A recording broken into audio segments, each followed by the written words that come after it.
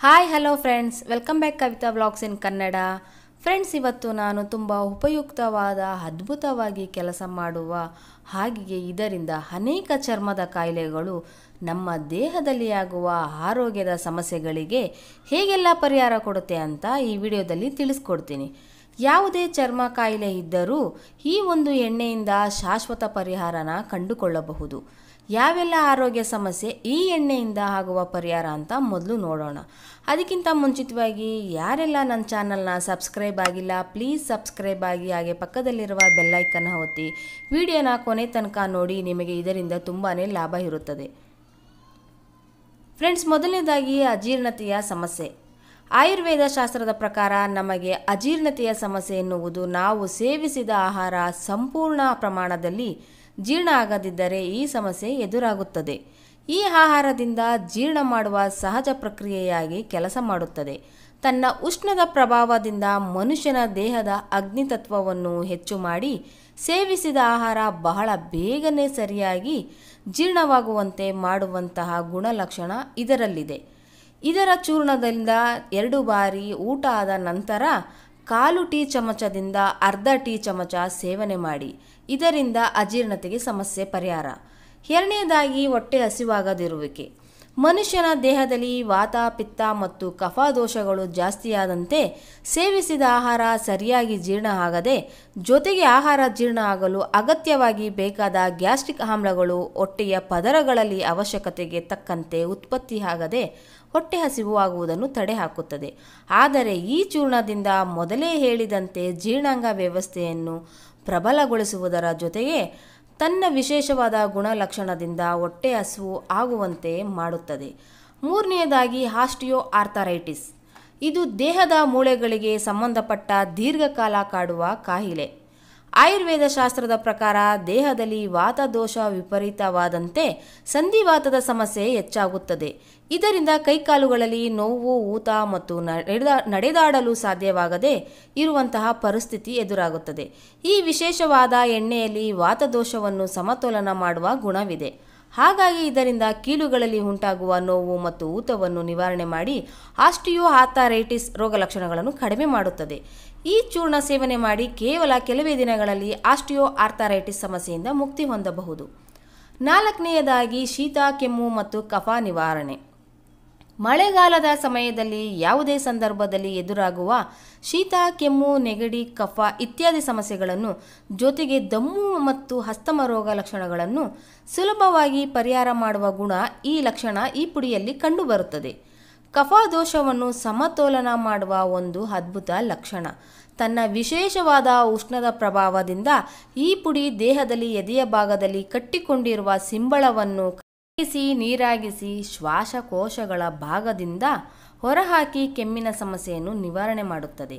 5ನೇಯದಾಗಿ ಚರ್ಮದ ಸಮಸ್ಯೆ.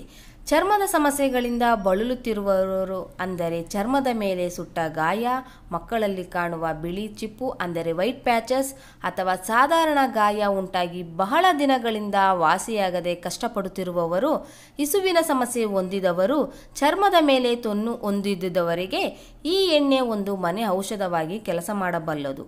ಇದರಲ್ಲಿ ಆಂಟಿಸೆಪ್ಟಿಕ್ ಗುಣಲಕ್ಷಣಗಳು ಮತ್ತು ಗಾಯವನ್ನು ವಾಸಿ ಮಾಡುವಂತಹ ಶಕ್ತಿಯಿಂದ ಬಹಳ ಬೇಗನೆ ನಿಮ್ಮ ಚರ್ಮವ್ಯಾಧಿ ಗುಣವಾಗುವಂತೆ ಮಾಡುತ್ತದೆ. ಈ ಎಣ್ಣೆಯನ್ನು ಕೊಬ್ಬರಿ ಎಣ್ಣೆ ಲಭ್ಯವಿದ್ದರೆ ಅದರ ಜೊತೆ 3ರಿಂದ 5 ಹನಿಗಳು ಈ ಎಣ್ಣೆಯನ್ನು ಮಿಶ್ರಣ ಮಾಡಿ ಚರ್ಮದ ಮೇಲೆ ಸಮಸ್ಯೆ ಉಂಟಾಗಿರುವ ಜಾಗದಲ್ಲಿ ದಿನಕ್ಕೆ 2 ಬಾರಿ ಈ ಮಿಶ್ರಣವನ್ನು ಹಚ್ಚಿ. ಚರ್ಮದ ಮೇಲೆ ಗಾಯ ವಾಸಿಯಾಗುವವರು ಇದೇ ರೀತಿ ಮಾಡಿ ಬಹಳ ಬೇಗನೆ ನೋವಿಲ್ಲದಂತೆ ನಿಮ್ಮ ಗಾಯ ವಾಸಿಯಾಗುತ್ತದೆ. ನೆಕ್ಸ್ಟ್ 6ನೇದಾಗಿ ಪೈಲ್ಸ್ ರೋಗಕ್ಕೆ ಮನೆಮದ್ದು. ಪೈಲ್ಸ್ ಅಥವಾ ಮೂಲವ್ಯಾಧಿ ಸಮಸ್ಯೆಯಿಂದ ಬಳಲುತ್ತಿರುವವರಿಗೆ ಆಯುರ್ವೇದ ಪ್ರಕಾರದಲ್ಲಿ ಈ ಎಣ್ಣೆಯಿಂದ ಪರಿಹಾರ ಸಿಗುತ್ತದೆ. ಆಸನದಲ್ಲಿ ಮೊಳೆ ಕಂಡು ಬಂದಿರುವ ಜಾಗದಲ್ಲಿ ಈ ಎಣ್ಣೆಯನ್ನು ಹಚ್ಚಬೇಕು.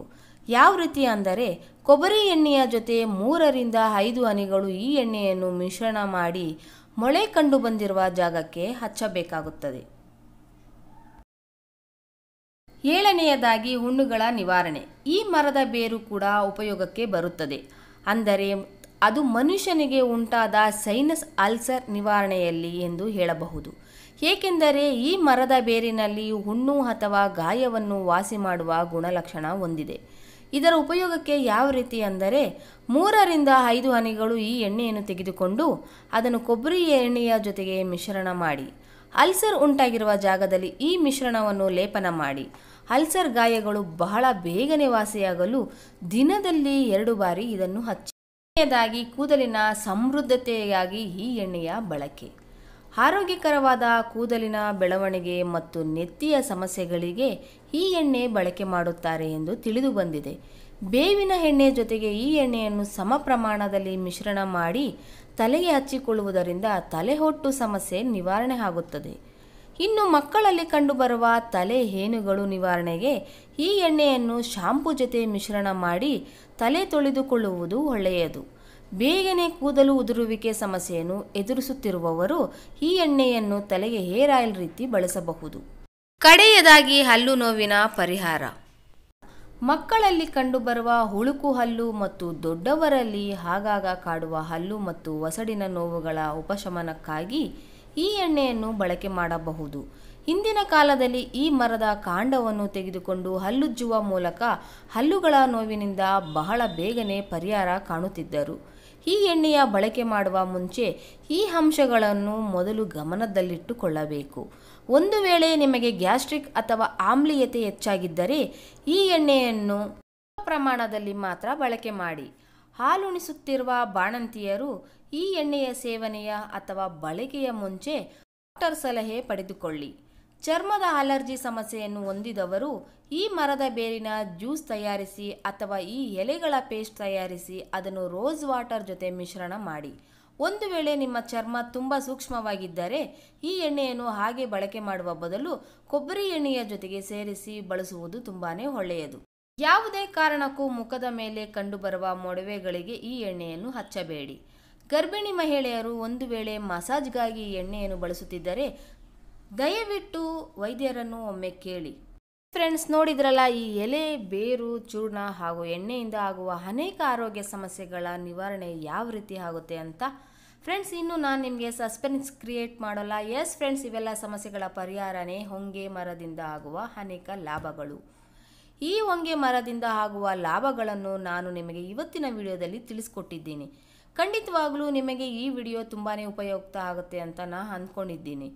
ಈ ವಿಡಿಯೋ ಇಷ್ಟವಾದರೆ ಸಾಧ್ಯವಾದಷ್ಟು ಎಲ್ಲ ಗ್ರೂಪ್ ಹಾಗೂ ಸಂಬಂಧಪಟ್ಟ ಸೋಷಿಯಲ್ ಮೀಡಿಯಾದಲ್ಲಿ ತಲುಪಿಸಿ. ನನ್ನ ಈ ಪ್ರಯತ್ನಕ್ಕೆ ಸಪೋರ್ಟ್ ಮಾಡಿ. Thank you so much friends. ಮುಂದಿನ ಇನ್ನೊಂದು ಉಪಯುಕ್ತವಾದ ಮಾಹಿತಿ ಜೊತೆಗೆ ಬರ್ತೀನಿ. ನನ್ನ ಈ ವಿಡಿಯೋ ನೋಡಿದ್ದಕ್ಕೆ ಧನ್ಯವಾದಗಳು.